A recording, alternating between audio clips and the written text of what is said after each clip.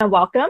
My name is Charmaine, and I run an Instagram account called The Canadian Wonder. I like to help people travel more by sharing tips of how to travel cheaply, and therefore you can travel for longer. Today, I have a very special guest. I have Felicia, and she's here with us. I'm very excited. And yeah, she's going to be talking a little bit about living on her bus full time. So, do you want to introduce yourself, Felicia? Yeah, my name is Felicia, as we've said. I live in a bus full time. Yeah, I'm in a bus right now. I don't know if you guys can see, but yeah. My husband and I. He's not here with me right now. He's actually in Alaska for work. But yeah, we bought a bus back in 2020, and we fully converted it into our house that we now live in, and we travel mostly full time. Right now we're parked up for like the holidays. We're spending some time with family right now. So we're not traveling at the moment, but we should be getting back on the road in January. So yeah. Awesome. Very exciting. So I do actually have a couple of questions. I always like see people living full time on the buses, and I'm just like, oh my God, how are they doing this? Yeah. So it's very impressive. I mean, it is a different type of lifestyle. So many of my friends and family to do it for like 2 years now, and I haven't convinced anybody. So it's definitely not for everybody.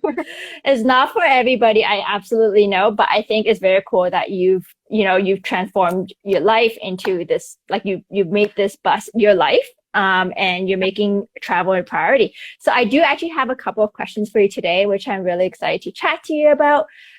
So my first question for you is, what inspired you to travel on a bus? What inspired you for bus life or whatever they call it? I've always like, or not always, I guess. Since becoming an adult and I've started to travel on my own, I think I fell in love with kind of international travel.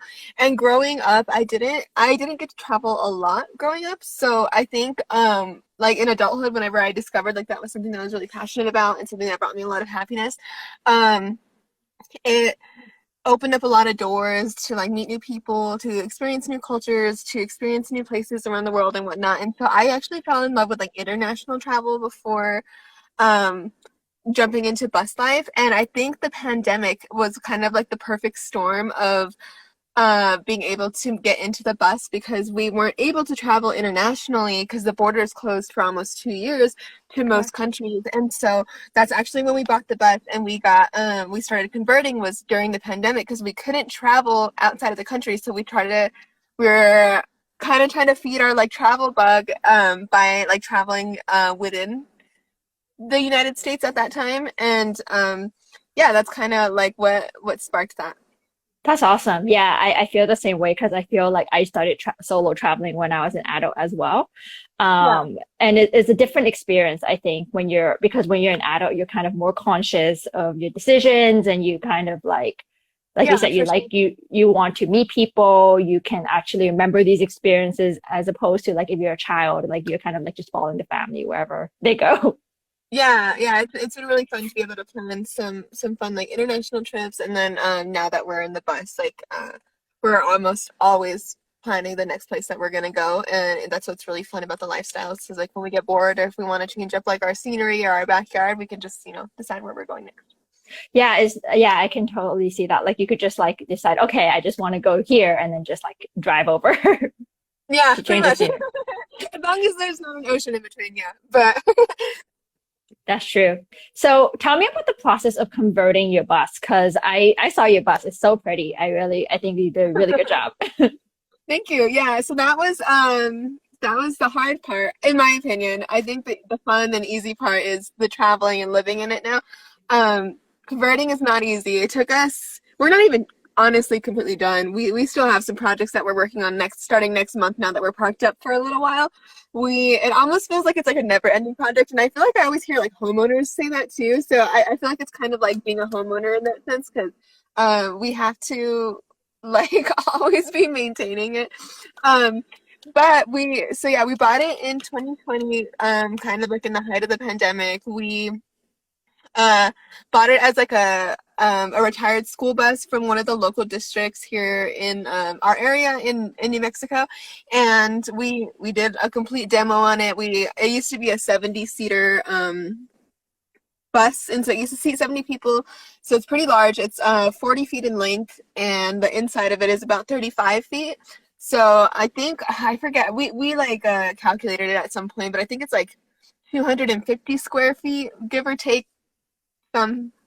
But yeah, so we did a complete demo on it, and then we started designing our living space and like trying to like narrow down what was important to us whenever building the different rooms and whatnot. And we try to make it so that the bus is separated into like a few different rooms, so it feels like more of a house or like an apartment, as opposed to like when you're in an RV, it's kind of like a central walkway and then everything's kind of like split up.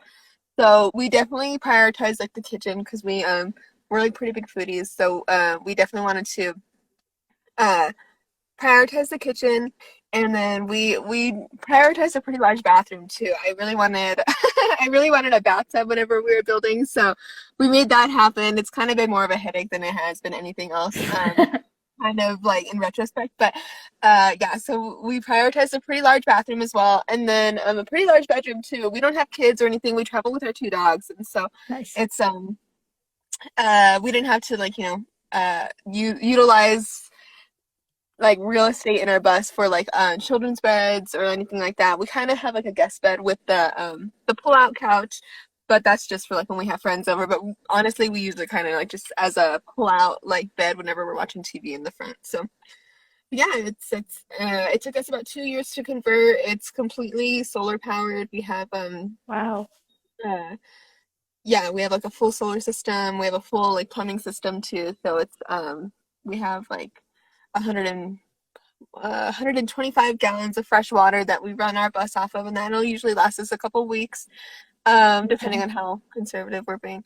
Um, and yeah, we still have to install a few things. We're getting a wood burning stove in here at some point. We don't have a heat source in here, which has kind of been not very fun now that it's like transitioning into winter. So Mhm. but once we get some heat in here and make it a little bit more pretty up front, the cockpit has not been beautified yet. So that's our next project, is adding some heat, adding some pretty stuff to the front, and then we're pretty much done. Yeah, we were gonna add some like a deck on the top, kind of like how everyone else does, and I think we're just kind of so over the building part of it that we want to just, now that we've been living in it, we realize that like either way we're gonna get on top of the roof, so we don't really need like stuff up there to do that. So I think we just want to finish a couple of the interior things, and then we're pretty much done, and it'll kind of put us at the 2 year mark of how long it took us to. Wow. Yeah, it sounds like a lot of work. No, no, for sure it is. And you have to kind of push through it. We see a lot of people jump into their builds and then kind of abandon them. We always see a lot of like half-built skoolies getting sold online, and I think people just realize how much work it is and how much dedication it takes. And I think whenever you jump into something pretty spontaneously like we did, and then um, like whenever that like high kind of passes, I think you gotta be able to push through like the days where you're like, man, is this even worth it? Because we see a lot of people get like experience that burnout, and they're just like, it feels like this build is never ending, or it feels like we're just like constantly in this building stage or the design stage, or and not to mention it's really expensive too, especially with the cost of like building materials going up in the last Mm, few years. It's not cheap. So right. The inflation rate's been pretty crazy here oh in yeah, Toronto for as sure. well. The cost of lumber is actually insane. I'm glad that we're past buying most of the wood thing, because it's not cheap. Yeah. And like, how did you learn how do you do that? Like, did you have some building experience before building your bus?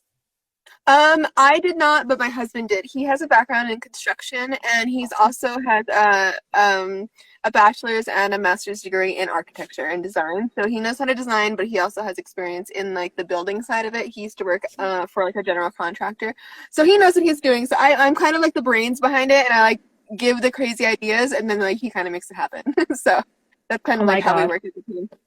That's so helpful. Yeah. Cause I'm always like, how did so many people know how to build things? Like, am I behind? Oh, Like, and it's definitely like YouTube University, because like we like, especially when it comes to like the electricity, like we're not electricians. We definitely had to learn that from YouTube. A lot of and also making a lot of friends. We have a pretty large community in Albuquerque area of like friends that we've made along the way. And we'll help each Amazing. other with builds or like we'll even our online community has been really helpful too whenever we want to. Whenever we have questions about something that we don't understand, all we have to do is, post on our story or message a few friends, and everyone's usually pretty cool about like you know, helping out. It's a pretty helpful community. And there's forums and stuff on like Facebook and different social media platforms where you can post in there and just be like, we are having this issue. And then there's usually like 10 or 15 people that'll like come to your rescue. Oops. Do we Usually we'll cut up? like troubleshoot that way. And then if we can't, we'll go to some sort of professional, which is kind of how it goes. Awesome. Yeah, I think it's really helpful that if you find your communities, and I feel like, there are so many, like you said, forums and Facebook groups are very helpful for those kind of things. Yeah, yeah, definitely. They're very helpful. We've reached out so many times about seemingly minor stuff, but we just don't know what we're doing sometimes, and it's very helpful whenever someone's been through it and they can help you get through it.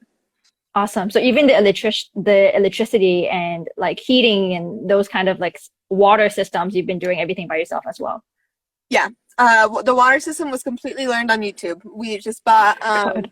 We bought everything. My husband, I think he had done PEX like one time, and then like we bought like all of our water pump, everything like that, all of our tanks and whatnot. And once we had everything, it was just kind of like a matter of watching videos on what people have done in the past, and then like coming up with a design that made the most sense with our bus. Our entire plumbing system is underneath our bed, and Wow. um, yeah, so that's kind of how that went. It was mostly YouTube. Wow. And then Super impressive. the electricity, the solar and the wiring for like our lights and our outlets, that was a little bit more difficult.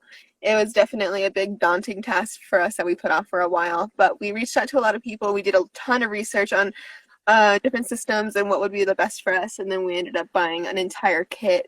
Um, and kind of learning from a solar company that's based out of Oregon on what to do, and it's worked so far. So Yeah, I can see you have light, so that's amazing. yeah, right. That's actually the sunset right now, but yeah, but we do have light in here, so that's as long as I'm not tripping the breaker. I tripped the breaker the other day. That was kind of scary. Ooh. And how are you getting your internet? That's another question I have.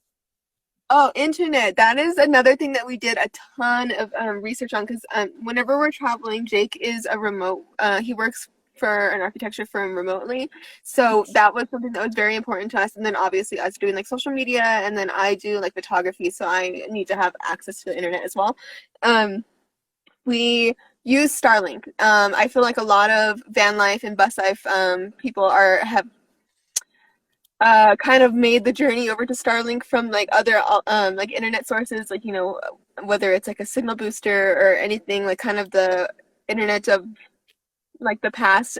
We just use Starlink, and it's been completely reliable for us. We've been in some of the most like remote places, and we can like stream movies or upload whatever we need to with like high speed and whatnot. It's been great. It was a definitely an investment, but we recommend it for sure. That's really funny because the last guest that I was talking to, she was gonna travel in her ship. She actually she has her own sailboat. Oh, And it's like huge, it's like a yacht basically. cool. And she was mentioning that she used Starlink as well. So Yeah, we've noticed a lot of people, even some of our friends this week have got theirs delivered or they're ordering theirs. Like I think all of us are kind of like in a period, or most of us, I'm not gonna say all of us, are kind of in a period where we're like hanging with family for like the holidays and stuff like that. And so everyone's getting their internet under control, and it seems like the majority of the people that we're meeting either are about to make the switch to Starlink or have already made the switch to Starlink, and it's been super reliable because they have an RV version of it, or like kind of like a traveling version of it where it doesn't have to be stationary, like mounted to a house. And so that's what makes it really nice, is that we're able to move wherever we want and still as long as there's nothing obstructing the north part of the sky, we can get a signal usually. yeah, I'm pretty impressed that it seems like the connectivity is really good because when I was talking to her, she was also on her boat. Oh yeah. Um, and so she was on the water, and then like you're as well, like obviously in your bus traveling in the Yeah, middle. I'm connected right now, so it seems to be working just fine. Yeah, it's really great. Um, I was gonna ask you, so that's really cool. So I was actually gonna ask you, how did you find your travel? So I guess you said you guys both work as well. Yeah, so Jake works remotely and that's like mostly how we f fund it. And then like I said, I do like freelance photography.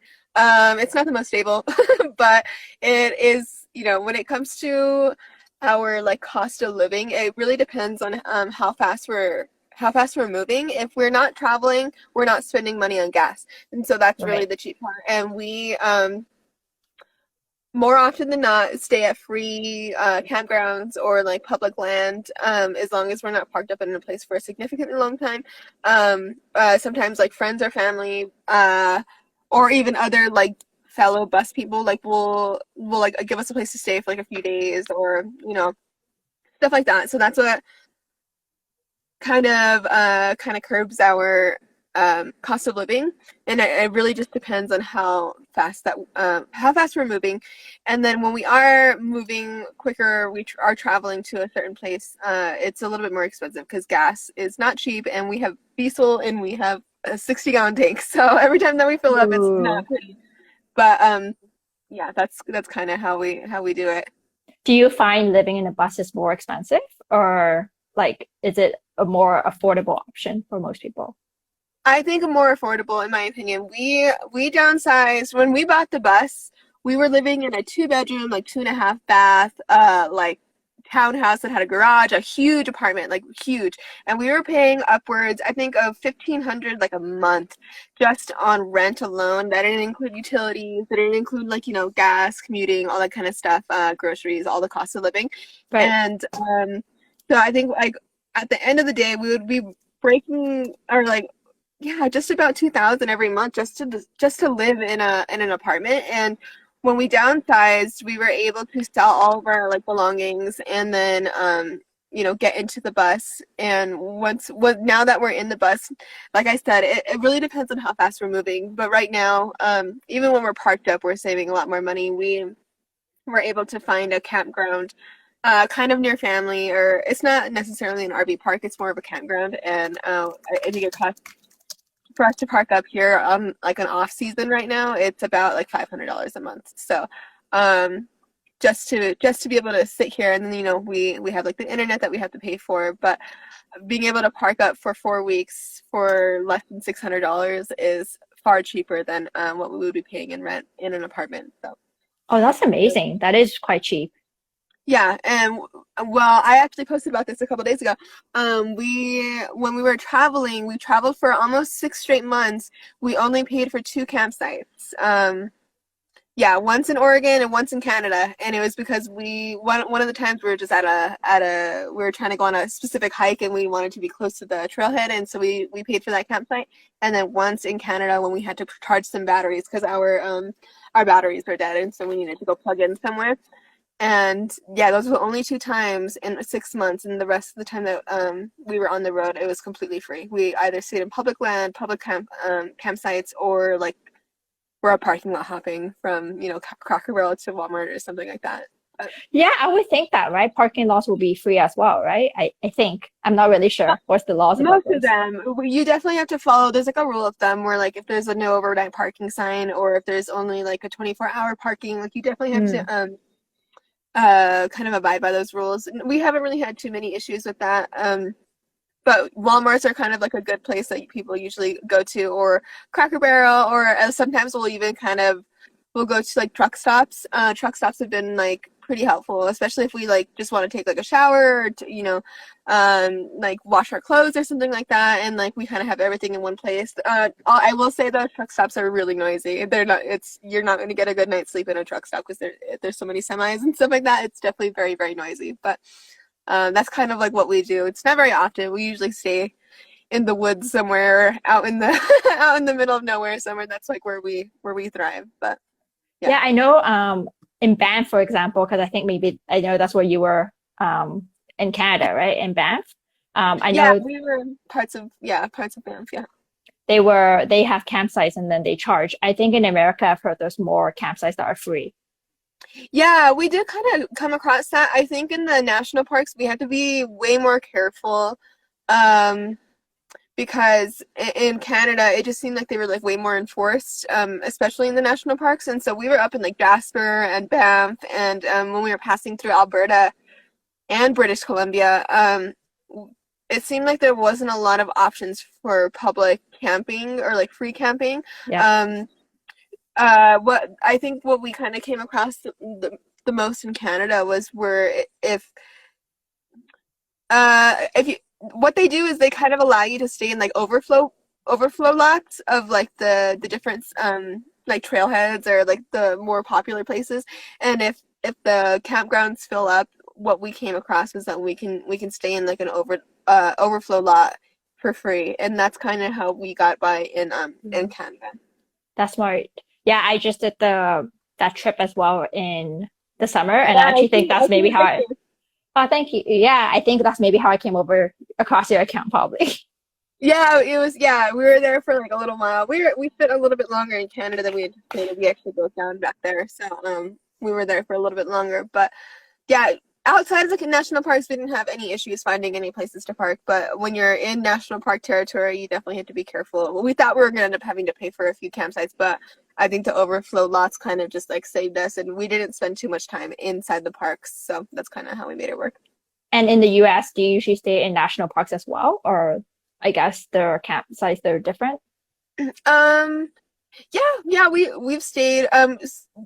We'll either stay in the in the national park if we really like want to spend a few days there. But if we're only spending about like one day, um, or a couple days there, we'll try to find like a public land or public campsites like outside of the um national park. For example, when we were outside of Yellowstone, we had found like a little pull off, kind of a rest area before the entrance of the park, and we were only 10 minutes from the entrance. And so, as opposed to paying like, because Yellowstone's one of like the most popular national parks in the states, Right. and so their campgrounds were like $90 plus a night, and we were like, ah, we don't want to pay that. That's like, and so we would just go out the gates, park in the rest area overnight, and then we would just come back in the park, and we spent a couple days there. So that's like kind of an example of if we didn't want to pay for the campground, we'll usually just try to find a public camp spot. Okay. Yeah. So there's like the camp spots that are like public and free, and there's the ones that are in the national parks that usually cost a bit more money. Yeah, usually. Okay. Awesome. Yeah. Like I do know, like especially in national parks, they're so popular. Like I remember when I was traveling in Alberta, I saw like some camp sites like it's just full of trailers. Yeah, and we usually try to avoid that too. It's not really our jam to be like super close to a lot of people, especially with our dogs too. One of our dogs, he's pretty reactive, so we have to kind of take that into consideration when we're traveling. We usually travel kind of like based on like how he is, because when we're close to a lot of people, we have to be a lot more like on guard with other Mm, people and their dogs, because usually in like campgrounds, like people have like off leash dogs and stuff like that, so we have to be very careful when it comes to that kind of stuff, because we have a dog that cannot be off leash and cannot really be around other dogs. And so we usually try to stay where we can kind of be away from like people usually. I think it's really nice that you have a bus, so there's more space for your dog to run around. Yeah, for sure. He definitely loves it. He's up there. Um, Yeah. he they like the adventure, I think.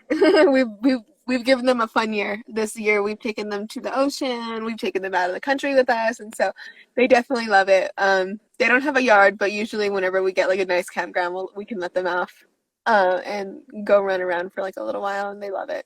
Yeah, for sure. I mean, there's more space for them as well, is in the nature. Oh yeah, for sure. I wonder what Aspen's at. Aspen, come here. He's sitting in You the have front. two big dogs, right?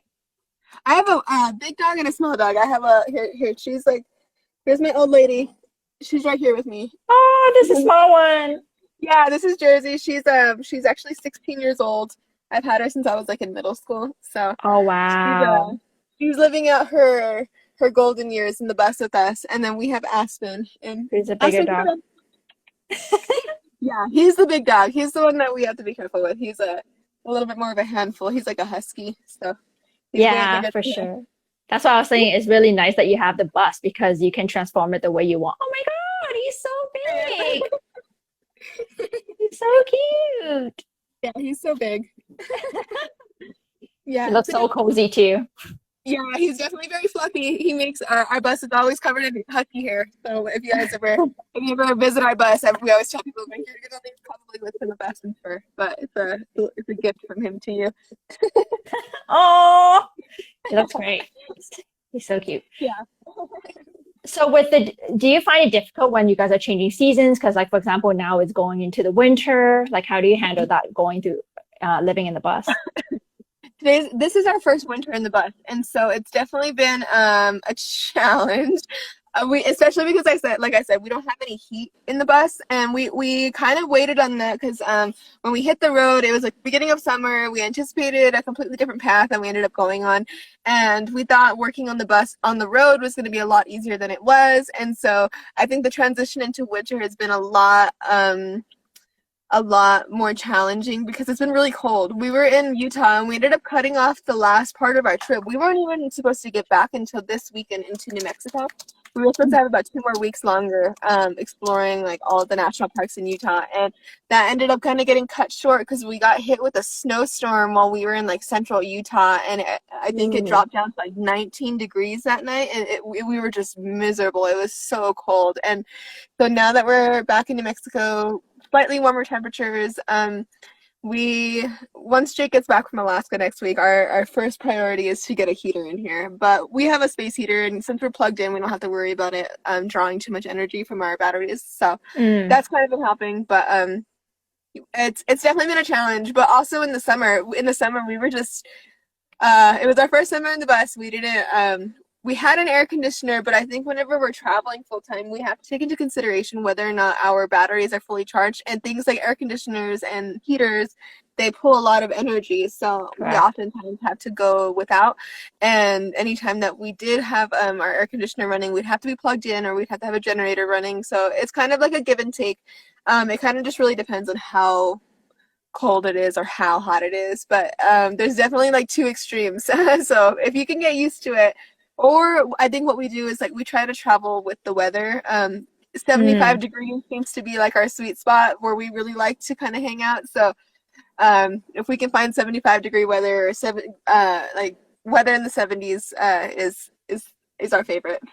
I guess if you could stay in the south, it might be a little bit better than I guess other I areas. think we're gonna hit the road pretty soon and even go even further south than we are right now to kind of stay in that like sweet spot because New Mexico is even starting to get a little bit cold right now. So we're definitely trying to travel with the weather. And then we don't know where we're gonna be next summer quite yet, but I think we're gonna take into consideration how hot it got up in Washington whenever we were up there this summer. So that'll kind of depend what we do. With the electricity, do you like have to generate it ahead of time and then just use it up and then you have to recharge, kind of like a rechargeable car, or it doesn't work like that? I'm not a technician person. I don't know. Yeah, kind of. So our batteries that power our bus kind of like they can be charged several different ways. The way that we built our system, we made it so like when we're driving, our alternator charges our batteries, and so that's like the way that we charge the fastest. We also have our solar panels that pull energy from the sun, and then we can also plug in like a traditional RV. So if we're at like a RV park or like a campground that has plug-ins, we can plug in, charge our batteries. Whenever we do that, we typically try to do, because we have a washer and a dryer in here, so we like to do laundry, because that'll take up a lot of water, it'll take up like energy, but if we're plugged in or if we're near like water, we can fill up pretty easily. And whenever we constantly have the fridge running, so we always have to have like a little bit of power at least for like our smaller or mostly just like our appliances, but we mostly just run our like electronics, like our phone, laptop, computer, or our like TV, and we just gotta have enough energy to be able to keep our fridge going at the very least, and then everything else. And so we always have to be pretty vigilant of how much energy that we're using. I think that's the biggest challenge, especially whenever Jake is working remotely. We definitely have to have the batteries charged because our Starlink needs to be able to run off of our electricity, and if we don't have any electricity, we don't have internet, and then if we don't have internet, it can't work. So it's kind of like a domino effect, but I think that's like the biggest thing is we're always having to make sure that our water is good, and we're always having to make sure that our power is good. Our water can't drop below a certain level, or our pump will stop working. And we've Right. had that happen 2 times, and it's not fun to fix. So that's like the challenging part, but it's not so bad. Wow. I like how you have a couple of ways of getting electricity because it sounds like it's like if you always have to recharge, it's not always sustainable. Whereas like if you have solar, it's always gonna have like most of the time you might have daylight. Yeah, I think the solar makes it easier for us to be off grid a little bit longer and not plugged in or not have to travel, so our alternator doesn't. But it also goes like if there's not sunlight, or if we're in an area of the country like the Pacific Northwest where it's not as sunny, then we have to take that into consideration. We usually have to we can charge our batteries with our generator. We can put on a generator for a few hours and then we'll charge our batteries up. And so it's nice to have multiple ways to charge our batteries, other than solar.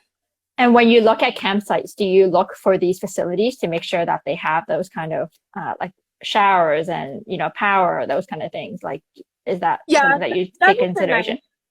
nice. We usually like to plug in if we are going to pay the fee for our campsite. We usually will look for something where we can plug in.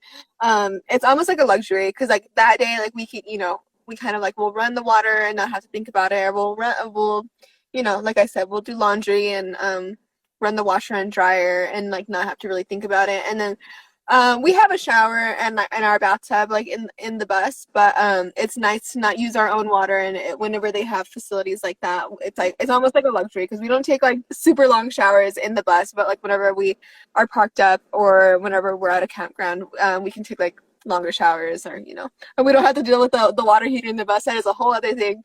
Our water heater is like I don't know. I don't know if we're just doing something wrong or if that's just kind of like it comes with the territory. Because like I feel like our water is either really cold or really hot in the bus, and Ooh. there's not much of an in between. Yeah, yeah, and I guess that's a work in progress as well, something you just Oh learn on the yeah, way. for sure. We're still figuring out that one. That one, I don't know. That one's like a headache for sure. And with water, do you have to refill it all the time, or it's just, I don't know, it just Um, filters? no, so we fill up about every 2 weeks depending on how Got much it. water we use. We have a really large. Oh, Oops. Yeah, sorry, I dropped my phone. no worries. We have a really large freshwater tank. It has 125 gallons, and it's about Got it. as big as my bed. It's huge. It's almost like Wow. 5 feet long. It's a huge tank, and we chose that just so we can be off grid longer, or we can go in between filling up longer. Um, and then we have a gray water tank that's mounted underneath our bus. So our shower and our sink water drains into our gray water tank. And that's kind of how that works. And then we'll have to just dump that. And we don't have any black water or anything like that because we built like a composting toilet. And so that's not connected to any of like our water system, which is, Wow. I think, good. And then like you And it usually was go to campsites and then and that's where you can refill your water again in 2 weeks. Yeah, or sometimes we'll go to we use different apps to find places to fill up our water. Kind of the same app that we used to find free campgrounds is where we can Hmm. find like free water filling stations. And Nice. sometimes it's at like a truck stop, sometimes it'll be at like a gas station, or even just like random businesses like will let you fill up your water. And then we always have an attachable water filter that we attach to any hose that is gonna, or any like water source. So Hmm. we always filter our water that's going into our bus, and to make sure that it's Awesome. clean. And that's the biggest thing, is finding potable water or cleaning water or clean water, um, is on the road. That's like important to us. So we're always looking for potable water, like when we're on the road. Even if we are not completely empty, sometimes whenever we just come across a filling station, we'll fill up and before we get back on the road. Yeah, for sure. I mean, why not, right? If you're just passing by and Yeah, and it takes a while, especially because our tank is so large. It takes a long time to fill up sometimes. So it's usually like a chore day. It's like the day that we go do our laundry, and like we'll be cleaning the whole bus, and then we'll be doing that while our water tank is filling up, because it takes like an hour or two, or like oh probably about wow, an that hour. long. So Yeah, it you, takes a really long time. I think that's kind of like on us though, the way that we built our system. It's like gravity fed. So mm, um yeah, we've talked to a few people and they've told us different ways that we can kind of like upgrade our our water filling situation because it takes so long to fill our tanks that we need to do something a little bit different. But I think it so has to do with how fast the air comes out of our tank, is how fast the water can come into the tank. And so something got along it. those lines is what I've understood. Well, I think the good thing is like, it's a trial and error, right? Like now okay, these are the things that we need to improve on. So then you just keep Yeah, for working on it. sure. Now that we're parked up for a couple months, we definitely have like a list of things that we want to improve before we hit the road again. And yeah, that's one of them. So it's a whole lot of trial and error, but I think if as long as you're on top of it and as long as you're maintaining your bus and not neglecting it or like ignoring the issues, then it's pretty straightforward. You'll figure it out. Yeah, I feel it's exactly like a home, right? There's always going to be things you need to repair. There's always things you need to fix. There's things that you Yeah, need to for make it sure. better. That's the not fun part about it. Anytime that we have like a mechanical issue, especially on like a vehicle this size, it's so much money. So it's always just a lot of maintenance. And so I think if you stay on top of the maintenance, you're less likely to break down, less likely to have like mechanical issues. But when they come, they come. And it's not fun to deal with, but it's a part of the lifestyle, I guess. For sure. And I feel like you have so many parts to your bus too. Like I didn't realize that you also have a laundry in it, which I know most people, they just probably just go to a laundromat or something. Yeah, most people do. It's more of a luxury now. I think now that like if I ever was to build another bus, there's a couple of things that I was insistent on having in this bus that I probably wouldn't have in another bus just to take up like so much real estate in our bus because like I think I'm looking at my washer right now. It could have been a closet, but it definitely works. Jake is saying that like it's good if like we're parked up somewhere or if we have where we are right now is a campground. We have like unlimited water for the month or whatever. That's whenever it's good. But on the road, it uses so much water Mm, whenever it's washing that we can't really wash. What I've seen people do, which is a really smart thing, is they'll do their laundry on the day that they're filling up their tanks. So like while their mm. tank is filling up, their washer is like running, and so you're kind of replenishing the water that you're taking out of your freshwater tank. So I think that we're gonna start trying to do that, and because it'll save us money on going to laundromats, because sometimes we still do laundromats every now and then. Okay. Yeah. Okay. And then you said like you're staying there for a few months right now, and you said there's unlimited water. So I'm guessing it's not a free campsite. It's something that like you're paying for the campsite. Yeah, yeah, we're paying for this one. That was the one that was like $500 like for the month, and Right. yeah, and so we have like water hookups and electricity hookups too, so we don't have to worry about our batteries charging or whatnot because like we're just plugged in. Right. But yeah, I could see like that's like you need those kind of luxury sometimes, like to change it up to have like a campsite that gives you those facilities. So Oh yeah, for sure. It's definitely nice. So it's kind of weird. It kind of puts things into perspective for you, especially whenever you're living like a more minimal or like conservative, like when you're conserving water a lot more. Whenever we have the opportunity, like when we're at friends' houses, like when we're traveling, or like when we're even at like truck stops and stuff like that. Like when we can take like a long shower, or like we can just like go to the laundromat or whatever. It's definitely a luxury. But it kind of makes us appreciate it a little bit more, honestly. yeah, for sure. So I wanted to also ask you, like, how do you guys usually travel? Do you guys plan a whole year ahead, or do you usually like maybe plan a month ahead? What is usually your Um, schedule? We'll usually have like a loose plan for the Mm, month, and those are always bound to change. I feel like we're pretty spontaneous people, so when we come across like friends or if we meet new people, or like we have other travelers like van life or bus lifers that are like in the area that we are in, and we meet up with them, we're always bound to change our plans. There's been times where we've changed like our entire course of like where we're gonna go based off of like whether or not we're traveling with people or like mm, caravanning with people. Um, or if we're going to stay in a place a little bit longer because we just met somebody and we want to like hang out with them for a couple of days or something like that. So that kind of we're pretty spontaneous. We're down to change the plans all the time. But we have like a rough idea of like where we want to be and what we want to see. We kind of base it off of like national parks that we want to visit, or like if we're trying to get to like a certain meetup, or if we're trying to, you know, go visit friends or family in a certain state. That's kind of what we base our travels on. Whenever we were headed up into Canada, like the goal was to get to Banff before we crossed back into the States. And so we didn't really have a huge plan, except that we just wanted to go to Banff and like Jasper and stuff. So that's kind of how we do our travels. Awesome. And do you usually, I know you mentioned that you do photography. Do you usually go where the projects are, perhaps? Like if you have a project there and then you go, maybe you do a project over there, or you just do photography wherever you go?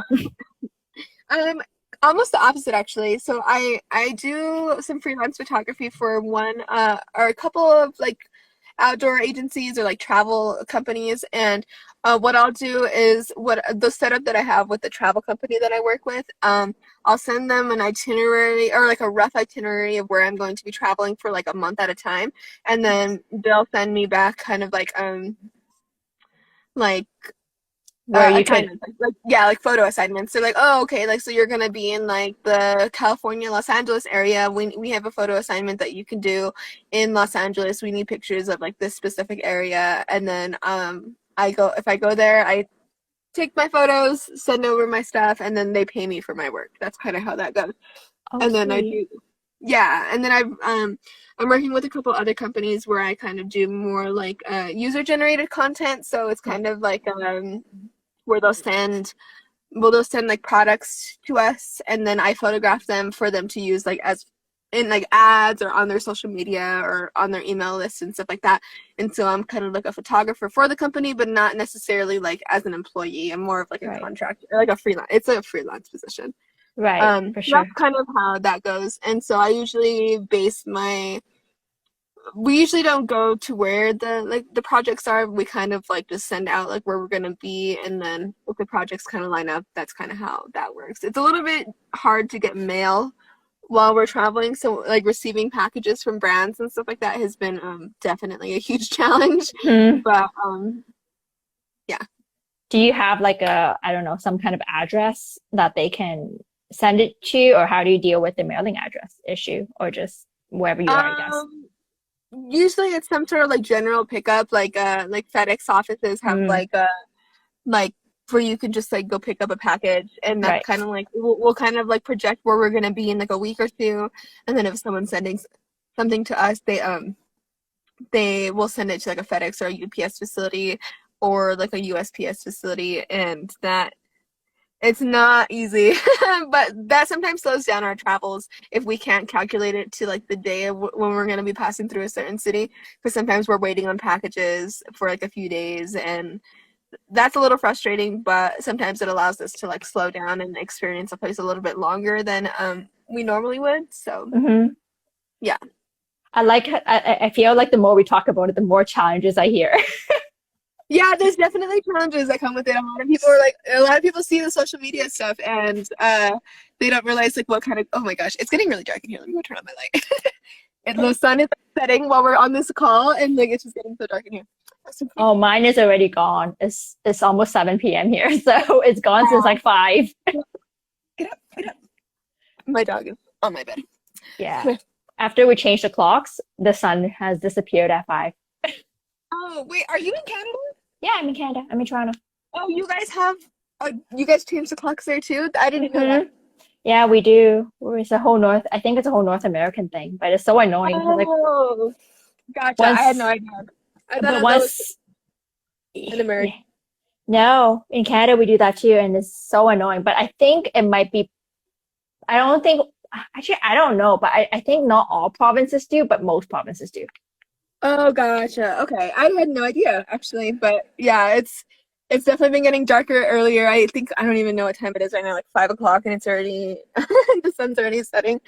Yep, that's the issue. I hate it. It's so frustrating. But yeah, that's winter for you. Yeah, for sure. And I guess that changes your plans too because it's getting darker. So maybe you want to travel Yeah. more in the daytime.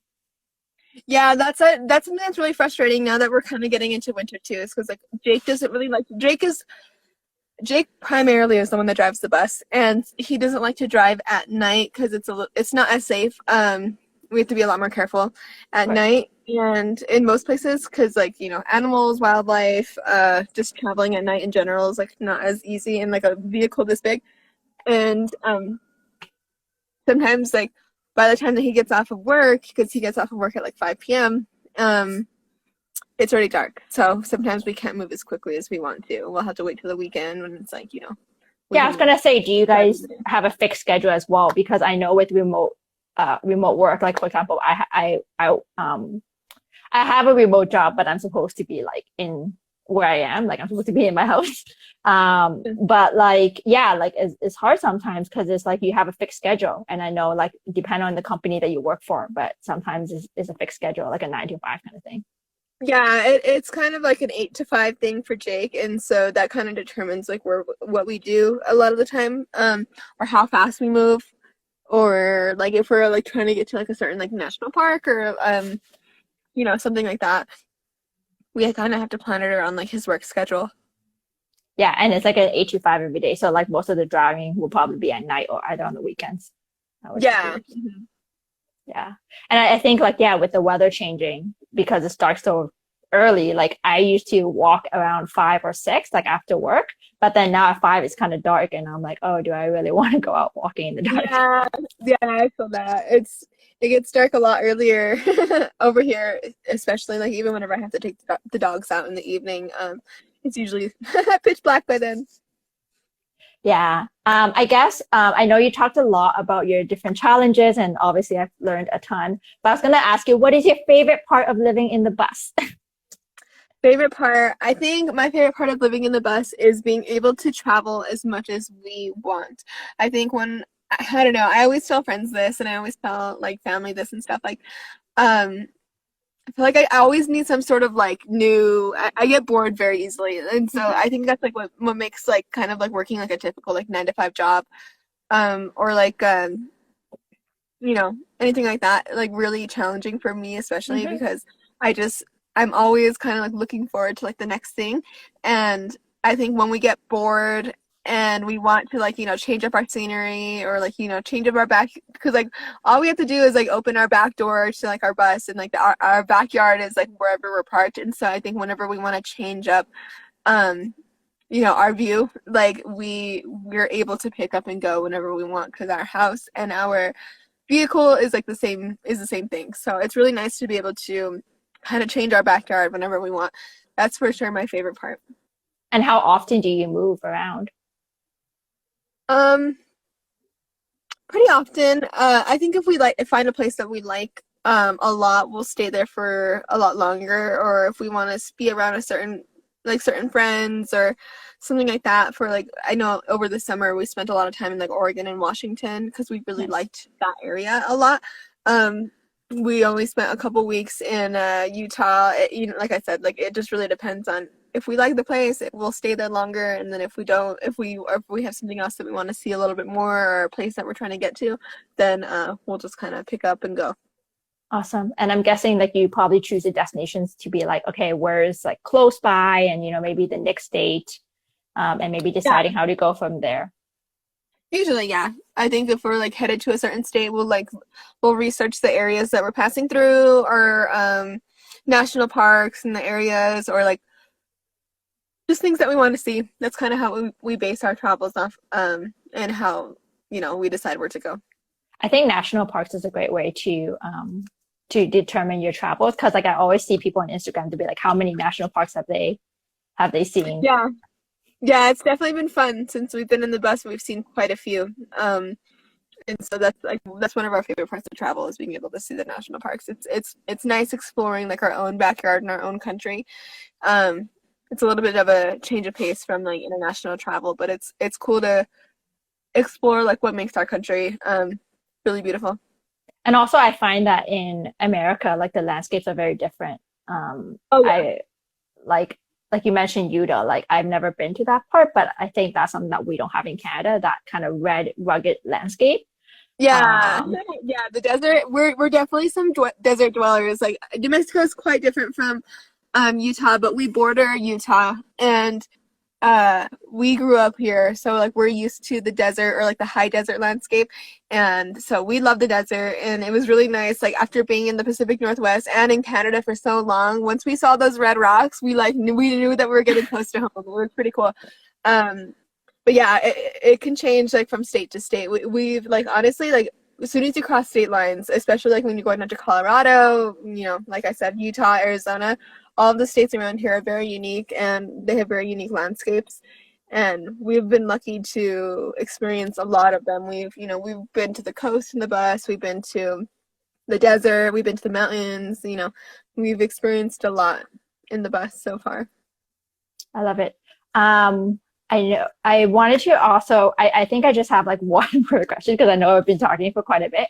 But I did want to ask you, what advice would you have for somebody who wants to kind of do this kind of bus life? Um, what advice? Or I how would would it say even start? yeah, okay. So if someone was wanting to get into this lifestyle, I would say make sure that it's what makes you happy and it's not what's making somebody else happy. Because I think if we would have made our decision based off of what all of our friends and family thought whenever we first bought the bus, we wouldn't be where we are now. Because a lot of people are just like, wait, what do you mean? Like, what do you mean you're gonna like live in a bus and you're gonna go travel? Because like we don't have friends or we have friends. We don't have a lot of family that's done this, and so I think our families were a little bit more concerned about like how stable we're going to be, how we're going to be able to live on the road, how I think it's like there's kind of a gap there, like for people that have been in like their career path for like a long time, or like they don't work remote jobs. So what I Yeah. would say is do it for yourself. Do it if it's going to make you happy, if that's going to make you feel more fulfilled with your life. Maybe give it a shot, like before you commit to buying a vehicle that you're going to convert into a house. I would maybe like rent one. Like I know that there's a lot of opportunities to like rent vans or like camper vans or RVs, and see if that's something that like makes you happy. If the traveling makes you happy, do what's going to make you happy. And then I think once you get into the build, I think my next piece of advice is just don't give up. There's so many times where it's going to be so hard and so challenging and so frustrating. And I think for the people that are like us, where we didn't like sell a house beforehand and have like a huge pot of cash so we can like we were building our bus just like paycheck to paycheck. And so I think whenever you have to kind of push through for a long period of time, it's easy to get discouraged. I would just say don't give up, because it's definitely worth it in the end. And the freedom that it gives you and the adventure that it gives you and the ability to travel is far worth it, more than the frustrations of actually building the house. And then I would just say maybe when you're building your home, don't build it for like the I don't know, I guess like kind of like the social media eye. I think I would just Mhm. make it your home, make it what's gonna make you happy. Because like we've come across so many other like van lifers, bus lifers and stuff. We've seen so many other buses and like builds and whatnot, and they're all so different, they're all so unique. And they're also different because it's like these people built what would make them happy. It's not just some cookie cutter. Like I feel like it's hard to be cookie cutter in this kind of like lifestyle. And so I would just say build what makes you happy and live a life that like makes you happy. Yeah, that's great advice. I think you've touched on like obviously the freedom is great. Like you get to move around the way you want to, but at the same time, obviously like there's a lot of work that goes into it. Like just hearing you, I'm just like, oh my God, it's so much work. Yeah, I think that's another thing is don't like be kind of like brainwashed by like social media. Social media definitely makes everything look a lot prettier than it is, I feel. And it's easy, especially like when you're living this type of lifestyle and you're trying to take like the social media route, which is like kind of what we're doing. We definitely want to like uh be transparent with our friends and like followers and stuff like that about the challenges that come with this lifestyle, and that it isn't for everyone. I honestly don't think that I would be able to do this lifestyle with kids, and so we've consciously made that decision. But we've also met people that have kids and that do bus life and van life and stuff like that. So I think um just take your situation into consideration, and if it makes sense for you, then just know that it's going to come with challenges, it's going to come with highs, and it's going to come with lows, just like any other lifestyle does. 100%. And I think you've mentioned a lot about like building that lifestyle that you want, because like I know when you talked about your build, you're like, oh, I want to have a nice bathroom, or I want to have a nice Yeah. living room. Like you need to really prioritize what you think is really important to make you happy, and what makes your bus your home, and really like that you can enjoy in it, because you're going to be living a long time in it. Yeah, for sure. I think just make a space that's going to make you happy, because this is the space, especially whenever you're living tiny and you're living small. um you have to prioritize like what's important to you and what's worth taking up space in your very limited amount of space that you have. um and I think, like I said, if I could change a few things about this build, I probably would. Just because now that it's reality, it's not like I'm not able to run like my washer and dryer constantly. I'm not able to take like full on baths like I thought I was going to be able to whenever I was building this bus. But that kind of just like comes with it. It really just depends on what's important to you. Yeah, for sure. And I think you don't know that until you're really in that situation, because now you're like, oh, I have to always refill the water, or it's going to use a lot of Yeah, electricity. Right. And I think yeah, those are making the things bath that I think those are some of the things that we take advantage of when we live in a home, because like houses and oh yeah. apartments have been established for so long that these are not common issues. Yeah, no, definitely. It's something that you have to consider whenever you're living this lifestyle. And like yeah, like you said, like if I wanted to take a bath, it would become a whole chore for me, because I'm like I have to go fill the tanks, I have to make sure that I'm draining the tanks, I have to make sure all the things. And so there's a lot of challenges that come with it, and it makes you appreciate whenever you do have the opportunities, like when we stay with family and stuff like that. Like my sister-in-law, like she'll let us go over, and she's like, take a shower if you guys need to, like do what you got to do, like all the things. Watch, like when I go to my mom's house, I'm always like bringing a load of laundry with me, so I don't have to do it Mhm. here. And like, it's nice to have like a support system like that. But you definitely realize what you take for granted whenever you're living in like a house or an apartment. And but I think it's all worth it. I think the sacrifice for some comfortability, or some size, is definitely well worth the adventure that comes with it. Yeah, that sounds great. Yeah. Thank you so much, Felicia. I know I took quite a bit of your time, but Not at all. but I learned so much today. I know that you need to do your power and your water and a lot of time building. And obviously your heat system is going to be a new challenge as well. Yeah, for sure. That's the next thing. We gotta be focused whenever Jake gets back and get that done. Get that installed. Finally, I know we have a few other friends that also don't have like heat in their buses, and we're all feeling it. So that's the next big project for us. Like I said, we're not done. We're not done building. It's been over 2 years since we've had the bus, and we're still not done. So if Yeah. that's like another word of advice, is don't think that your build is gonna go by as quick. When we first bought the bus, I thought the build was gonna take 6 months, and boy did I learn quickly that that is not the case. I think it also depends on how much you want to put in, right? It's like if you want to put in a bit more, it's going to take more time. And I think it's something like you mentioned, that it's something that you can see consistently learning. So you're like, oh, well, now it's getting cold. Okay, maybe I need the Yeah. heater. Yeah, for sure. And then I also think it's how big your rig is too, because we definitely chose one of the biggest. I think, yeah, of the few friends that we've met along the way, we have a pretty big rig compared to some people. And so it also really depends on how long it takes to build your rig, is gonna depend on how big it is. So 100%. But I mean, then again, you get to enjoy a little bit more, especially if you have two dogs, right? yeah, for sure. Anytime that we have friends that live in like a van or like a smaller bus or something like that come in, they're like, whoa, like this is luxury, like this is a lot of space. But then there's challenges that come with that too, because we've had instances where when we're traveling, we can't travel to certain places because we're too long. Especially some national parks, they have cutoffs for different lengths and stuff like that. So Mm, that's something that we didn't know when we got into when we hit the road and whatnot, and we've learned the hard way that like we have to plan a little extra ahead of time if we're gonna have to like ride shuttles or if we're not gonna be able to go through a certain area because we're too long. And our Mm, friends that have like vans or smaller buses usually don't have that type of challenge. that makes sense. I think I remember when I was traveling in Alberta as well, like some of the slopes were quite steep, and I think they're saying that they don't recommend that during the winter, or like they don't recommend buses or large Yeah. vehicles. Yeah, we definitely changed our course when we were coming home. We were supposed to go visit some family up north, and we would have to pass through the Rocky Mountains, and there was snowstorms Exactly. coming in and stuff like that. And we were just like, yeah, it's just too dangerous in a vehicle this big, and so we just decided never mind. Yeah, exactly. So yeah, so you learn as you go, but I'm really excited that you get some rest, that you have a few months to kind of slow down for the holidays. I know Thanksgiving is coming as well for American Yeah, Thanksgiving. So I'm yeah, that's super guessing exciting. that's why you guys are back close to family. Yeah, we have Jake's gonna be coming back from Alaska, and then the day after he flies in, my dad flies into New Mexico, and he's gonna be spending time with us over here.